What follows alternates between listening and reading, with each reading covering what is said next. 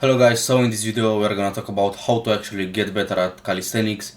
And if you don't know me, I've been training consistently for the past almost 8 years, and I'm a double national calisthenics champion. I got pretty good results, especially in statics with me and also with my clients.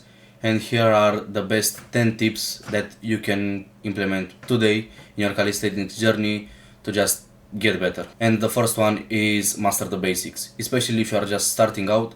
You should know how to do a correct pull-up, a correct dip, a correct muscle-up, a correct push-up, and you should be able to do plenty of them. My recommendation is to do at least 15 pull-ups, 20 to 25 dips, 30 push-ups, and 3 to 5 muscle-ups before starting skill training. This will help you because of two mainly things, and the first one is you will get a good base of general strength. The second one is you will get enough conditioning for your joints and your big articulations, and the third one, you'll also learn how to build consistency and a good discipline with training. Train for strength, not just endurance. This means when you are going over 15 reps in an exercise, you should change the intensity of the exercise, or you should change the exercise completely. Let's talk about pull-ups, for example. If you can do more than 15 to 20 pull-ups, normal pull-ups, I think it's time for you to change these pull-ups to high pull-ups, or to even muscle ups, because in calisthenics you don't need only endurance, you also need strength, especially if you are going for statics or for street lifting, even sets and reps. Yeah, in sets and reps you need to perform as many reps as possible, but in order to have that high endurance you also need to have high strength. So start performing exercises in the rep range of 3 to 8, not only 15 to 20. Progressive overload. Yeah, I know everyone says to do progressive overload, this is the only way to progress and so on, but almost no one understands it, how to do it in calisthenics. Because calisthenics, it's pretty different from gym training. It may be harder for some of you to understand progressive overload. You can do progressive overload by a lot of things, not only sets or reps. You can do progressive overload by increasing reps, by increasing sets, by changing the difficulty of the exercise. For example, instead of doing advanced stack planche, you go to straddle planches. You can do progressive overload by changing the quality of execution. So if you had a bad form straddle planche and now your straddle planche is almost perfect, you progressed a lot, even if the seconds stay the same. You can't compare a 3-second bad form straddle to a 3-second clean straddle planche. It's still progressive overload. And another one, you can do progressive overload by changing the difficulty of the exercise, and by that I mean changing the grip. For example, a 3-second full planche on P-bars is not the same as a 3-second full planche on rings, because on rings you need more stability, more strength, therefore the exercise is harder. Yeah, it's still a 3-second full planche, but the fact that you do it on rings changes it a lot. Yeah, I hope I didn't miss any progressive overload method. This can also work with bands. For example, if you did the full planche hold with the 25 kg band and now you do them with the 15 kg band, it's still progressive overload. You don't need to do progressive overload only by adding reps and seconds of hold. Improve mobility and flexibility. This will not only allow you to have a wider range of motion or have more range of motion in a specific exercise. For example, planche push-ups. If you do planche push-ups only at a 90-degree angle between your forearm and your arm, yeah, that's already great. But to be able to do really deep planche push-ups, you need a lot of mobility. By having access to this mobility and by doing stretching consistently, you will unlock more range of motion. Therefore, you can also gain more strength because you are doing the same exercise but with more range of motion. So more range of motion, more strength, more muscle mass, and basically more everything. Another important thing with flexibility and mobility is that it can dramatically reduce your risk of injury. And it does it by the same thing, by increasing range of motion.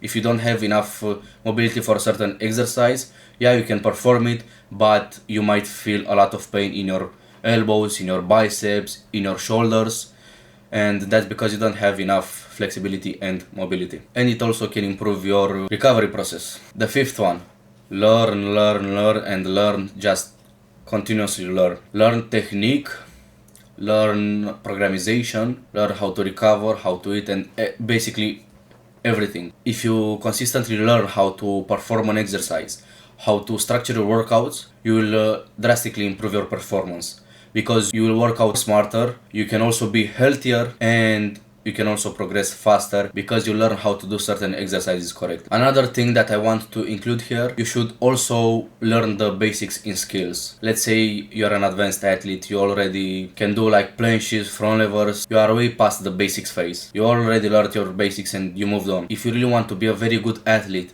in statics, you want to do planche presses, planche push-ups, front lever pull-ups, and so on and so on. Before really trying to achieve clean push-ups or clean presses, you need to understand the full planche hold, and you need to understand every little detail of it. You need to get very good at a planche hold, not only have good form, but you also need to understand what's happening in your body, how to activate the right muscles, what muscles you need to activate, what small adjustments you need to make in order to make it better, in order to make it more efficient. By doing that, it will always be easier to do presses and push-ups, because also in presses and push-ups, the hold, the full planche hold, is the beginning of the movement and also the end of the movement. By having the beginning of the movement and the end of the movement, let's say, just perfectly, you know everything you need to do, you do it perfectly, and not only that you do it perfectly, as I said, you need to know how to do it, because there are many athletes that have a perfect full planche hold but they don't understand it. Actually, understanding a movement is better than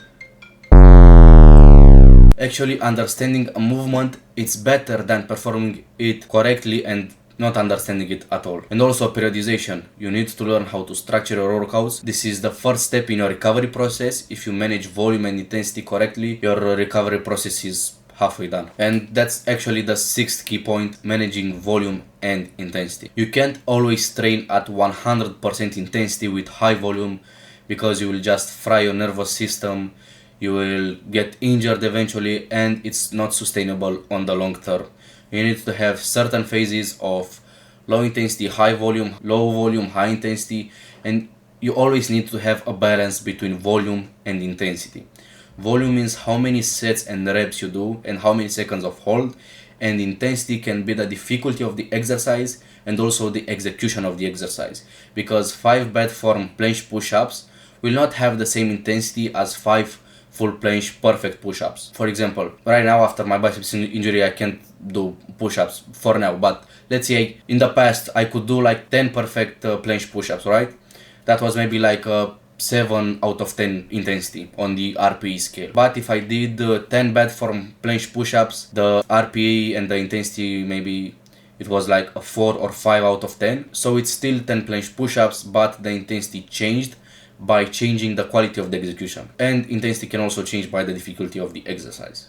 As I said, a full planche on P-bars is not the same as a full planche on rings. A straddle planche is not the same as a full planche. The seventh key point, which is actually 3 smaller key points, is managing recovery, managing sleep, and managing nutrition. As I said, for recovery, if you manage volume and intensity, your recovery process is halfway done. The rest of the things is just small adjustments in how you train, in what exercises you do, introducing physiotherapy exercises into your routine, introducing stretching, going to kinesiotherapy, going for a massage, and so on. Now for recovery, it's important to sleep 8 hours a day, literally a non-negotiable, you already know that. And some fast tips on how you can improve your sleep: no screen time before bed, no big meals before bed, cold room, dark room. In the morning, just go out in the sun.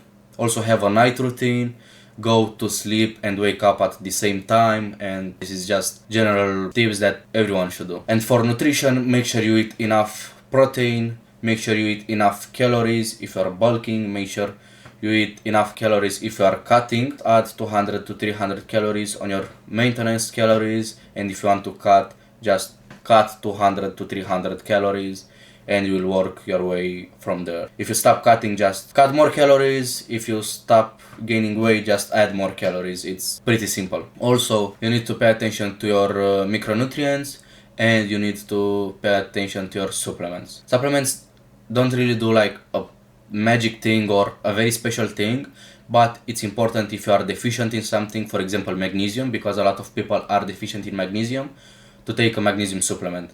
And it will also improve your recovery process, your sleep, your mental focus, and so on. Magnesium does a lot of things, and my recommendation is magnesium bisglycinate.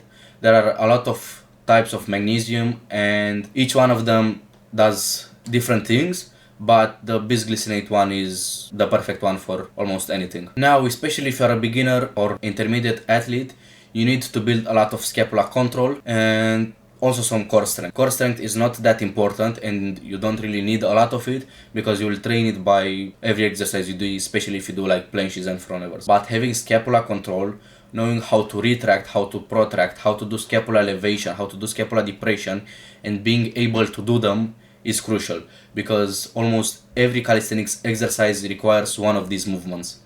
In planche, you need to protract and depress. In front lever, you need to depress and retract.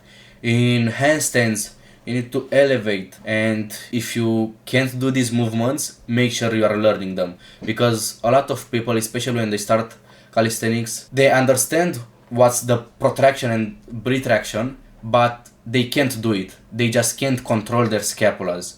So do some scapula mobility, do some thoracic mobility, and work these movements to be able to perform them and understand them better. The ninth thing is periodize your training. I also talked about this in the past key points, but periodization is essential, and it's essential by, again, managing volume, managing workout stress, managing recovery. You need to have different periodization blocks with different goals: microcycles, mesocycles, and microcycles actually. So a microcycle is basically a week or maybe 2 weeks, but in some rare cases a mesocycle can be from 1 to 3 months, and the macrocycle can be from 3 months, 6 months, maybe 1 year. So in microcycles you adjust little things. For example, this week I want to focus on gaining more stability in handstand push-ups, and that's my goal for this week. The goal for the mesocycle can be improving handstand push-ups and being able to do 5 handstand push-ups, and the goal for the microcycle could be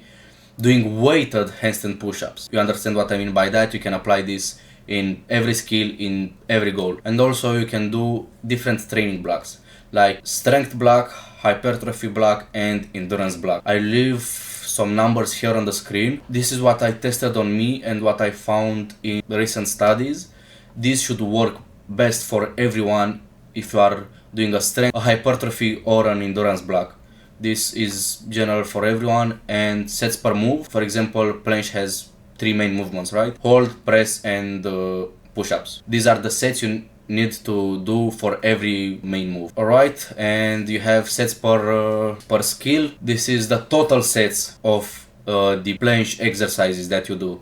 So you should add the holds, the presses, and the push-ups for this one. The rep range, it's pretty self-explanatory. And for holds, in calisthenics we usually count 2 seconds of hold is 1 rep. So that's how you count holds. The last one, and clearly the most obvious one, you should stay consistent. Train consistent every time, every week, every month, every year. If you are not staying consistent and you are training only when you are feeling like training, it will not work on the long term. If you train 2 times per week and then you don't train for 1 week because you don't feel like it or you don't find time for it, you constantly find excuses, it's not gonna work. My advice for this and the real world tip is to pick a training frequency that you can do. And this is different for everyone, because maybe I have more time than you, maybe you work 2 jobs, maybe you don't really have enough time, you have a family, you have kids, and so on. So if you can train for 3 times a week, it's totally perfect, but trying to stay consistent to that 3 times.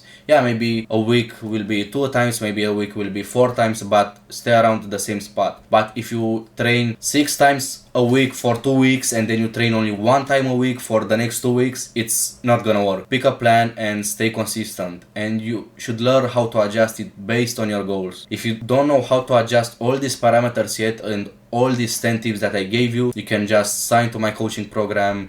It's a little application down below this video, and we will do a 15 to 30 minute free call. We will discuss about your goals and we will find the best plan for you according to your needs, according to your life, and according to your goals. So these were the 10 key points that you should adjust to really progress in calisthenics. If you like this video, if you find it helpful, make sure to leave a subscribe, a like, a comment with maybe future recommendations or some criticism about this video, and see you in the next one.